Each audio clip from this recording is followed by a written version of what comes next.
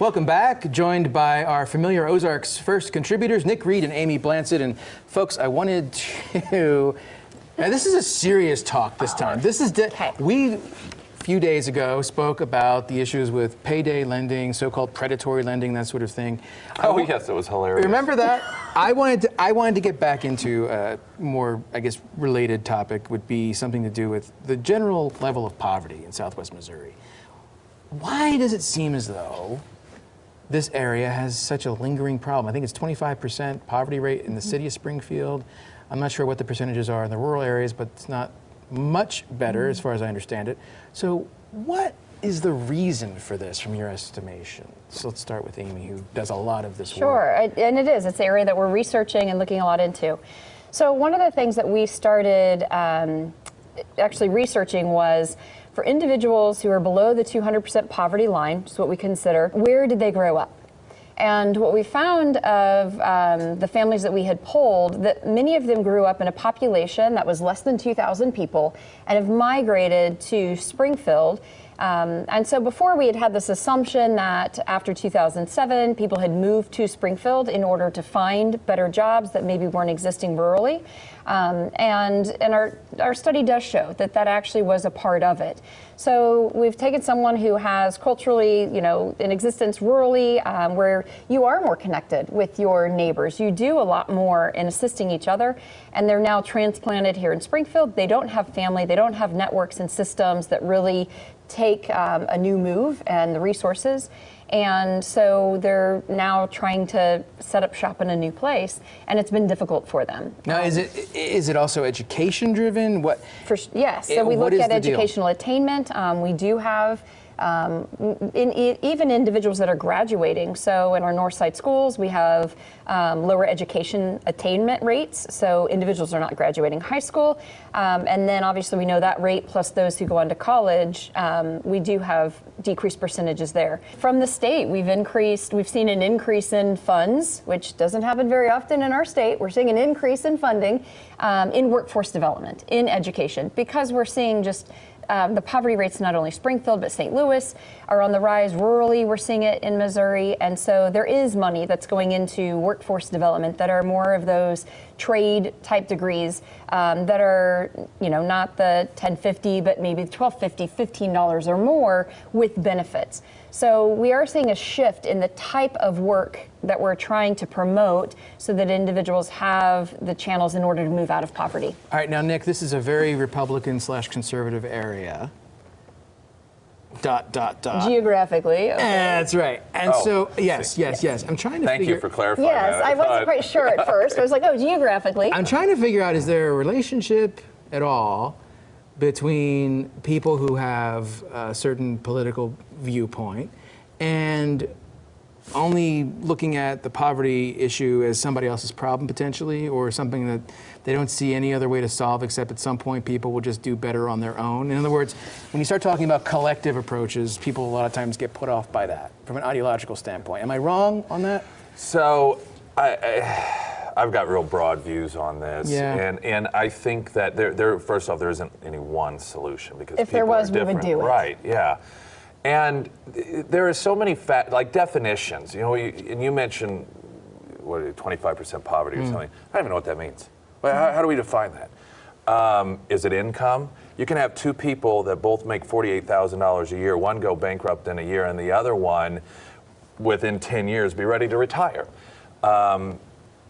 Attitude is such a huge portion. You read any book about self-made millionaires, and the only thing that is consistent about all of them, rather, it is a mentality and it's an attitude. It's not how they were born, where they were born. It's not their education status, and not that there aren't at times similarities, but that one thread that is there, it is an attitude. It's a culture.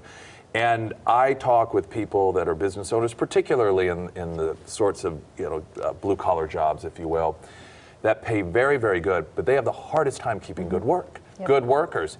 And I think sometimes that occurs when you make it more comfortable to not be employed.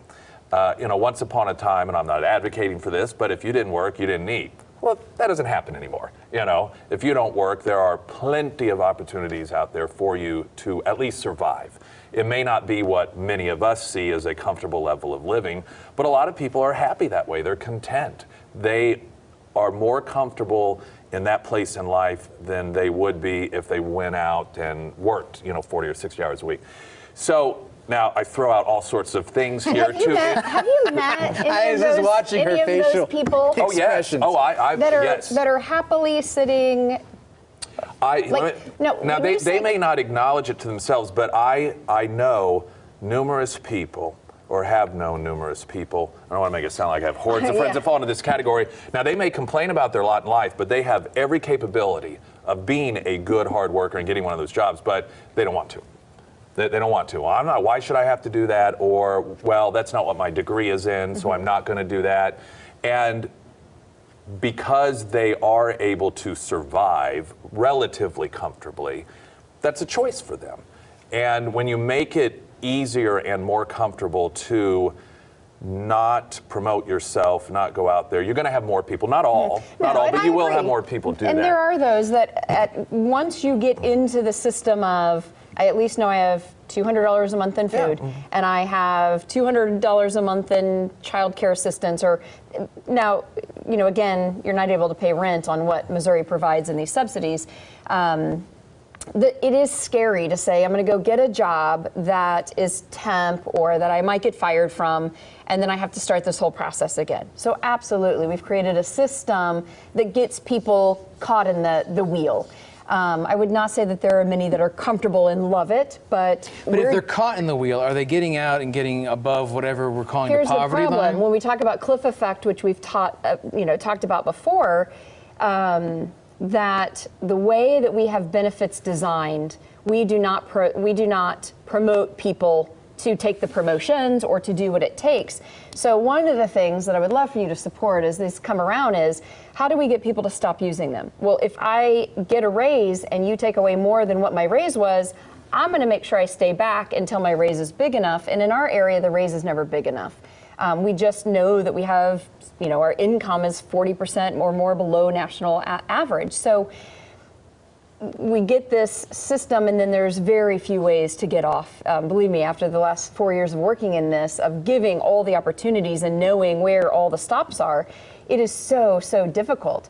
And mostly it's because for people who are trying to move forward, we cut off versus step down. And if we do promotion just like we do in the workplace in the step down method, so as they step up, we would move more people off. Other states have done some of this and have shown some success in it. Now you say that you would love for me to support that. You do understand I have absolutely no influence, right, over anything. You don't.